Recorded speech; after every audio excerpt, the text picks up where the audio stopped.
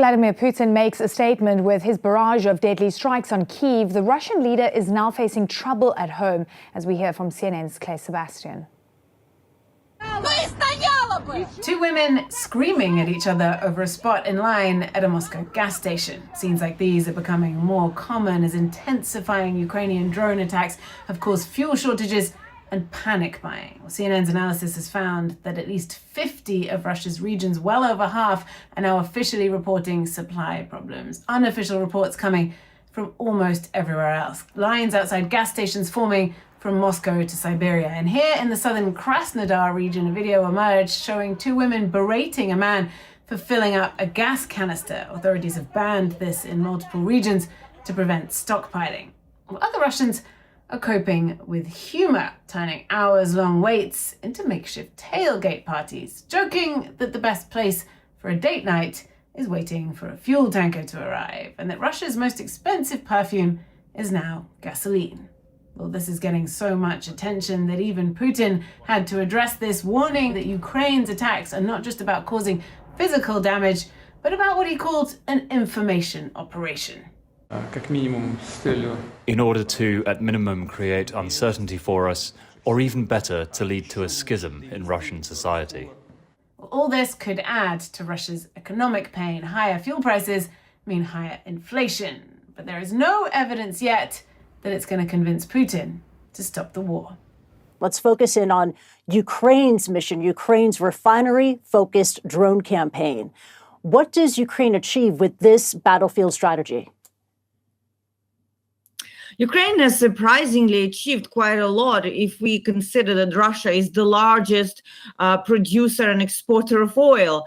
It has an enormous system of refining and transit from land and sea routes. So as a result of these sophisticated drone attacks, Ukraine has taken about 20% of oil refining capacity of Russia. And it's because the equipment to run these stations is expensive. It's not easy to repair, but also it comes from the West, where there are sanctions imposed to limit Russia's access to any equipment related to energy sector.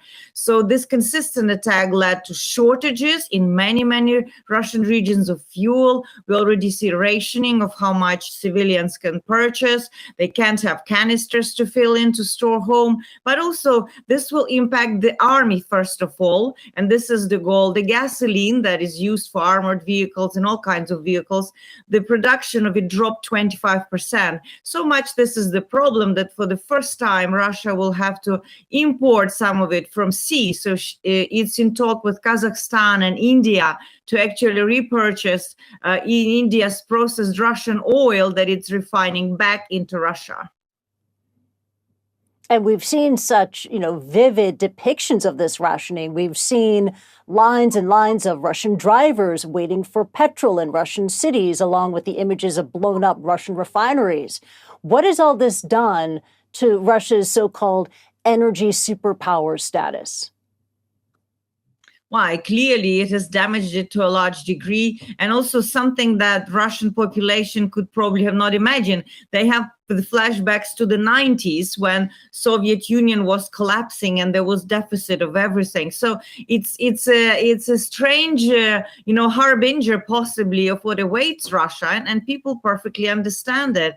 Putin will try to put up a brave show and will try to find alternative sources for this energy. But the question is whether he will have to pay hard currency for this, to which he's also running out because his war chest is drying up.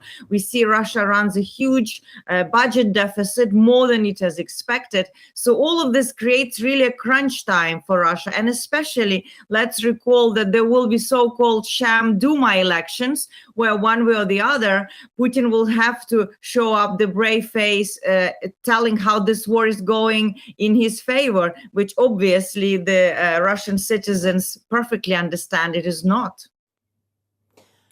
This is, as you put it, crunch time for Russia and for Putin. But is there a danger that Russia's fuel crisis actually could rally the public around the Kremlin instead of turning them against it? there's always a risk of that, and the nation under any attack is rallying around the flag. There are two questions. One, how long they can sustain this rally, and let's, as I've said, the Ukrainian strikes on Russia, when Russian population started feeling it, is now lasting more than a year and a half. And furthermore, it's attacking Moscow, the heartland of Russia. And also, let's remember, in Russia, it's the economic elite, it's a security elite that also has a huge influence. And if they see things happening, especially in Crimea, somewhere where the fuel shortages are the worst, because it's a peninsula, it relies heavily on everything provided from mainland. The fear is that if Ukraine manages to choke off Crimea, there may be a real panic in the elites whether Russia will be able to sustain this, war treasure as where it's started the war against Ukraine back in 2014 with the annexation of Crimea. And if there is a risk of losing this prize, there will be more pressure either to consider, a certain removal of Putin or a serious negotiation with Ukraine to avoid a humiliating defeat. Rescue operations underway as we're speaking in Kyiv following Russia's deadly strikes on the Ukrainian capital again. Officials say at least 18 people have been killed in the region, and the attack comes on the eve of President Trump heading to Turkey for a huge meeting of NATO allies this week, taunting the NATO allies. Clearly, the White House says, though, Trump will meet with Ukrainian President Zelensky while he is there. CNN's Harry Enten is joining us now. All right. We see this attack. We should look at what's happening inside of Russia. How much is Putin being looked upon by his own people? Yes. Outside of the war, watching what's going on with that, and who are dissatisfied with the way things are going, especially when it comes to their personal economies. Yeah, look, leaders at the end of the day have to respond to the people in their country. And right now, Vladimir Putin is feeling the heat because it's always about the economy, right? And what you're seeing here is, take a look. Okay, Russians who say their economy is getting worse or getting better. You look back 2 years ago, look, the majority of Russians said their economy was getting better. That number has collapsed. Now we're just talking about 27%. Compare that to the percentage of Russians who say that their economy is getting worse. That was just a third 2 years ago.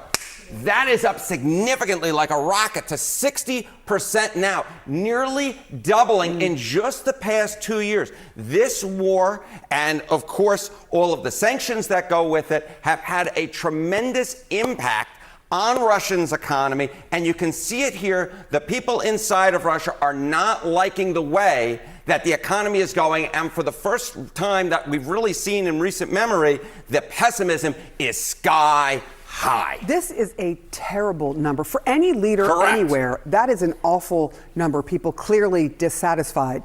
I do want to ask you about what's happening inside of Ukraine, and knowing that President Trump is going to meet with NATO allies. He is on the way to Turkey to do that.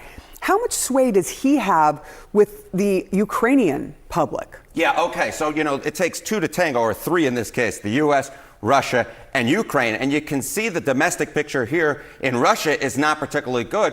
Of course, what Trump is hoping is that, he can, put his finger on Volodymyr Zelensky and, pressure him. But there, the domestic picture is very different, because take a look here. Look at this number. Look at this number. Net approval of U.S. leadership among Ukrainians. Yeah, Sarah is whistling, because this has been a dramatic, a huge shift. When Joe Biden was president back in 2024, U.S. leadership was on the positive side of the ledger at plus 3 points. Look at how this number has absolutely fallen through the floor to now negative 72 points. That is a 75-point switcheroo in the wrong direction. So, look, Trump is going to try and pressure Zelensky to make a deal in the same way he'll try and pressure Putin to make a deal. But Zelensky be like, hey, I'm not going to feel any pressure from my folks if Trump is putting pressure on me, because my folks just don't trust U.S. leadership. Right. And there's a reason for that. Some of the comments that Trump has made, some of the niceties with Russia, and yelling at the president while they're in war. has been a real problem for the Ukrainian people. I do want to ask you about, this war has been going on now for more than 4 years. And a lot of people thought, even U.S. intelligence thought, that it was going to be Russia taking over within days. The Ukrainians have managed to fight and fight and fight in a way no one thought was possible, including Russia. So how do Americans feel about the war itself? They do have no confidence in Donald Trump to handle this war. Take a look here. U.S. trust on Trump on the Russia-Ukraine war. Look at this number. Overall, it's fallen from 45% back when Trump was on the campaign trail to just 32% now. And look among Republicans. It was 81% 2 years ago. It is now just 60% now. Trump comes in to any negotiations in a weakened state, given the domestic feelings in Russia and Ukraine and the domestic feelings here in the United States as well.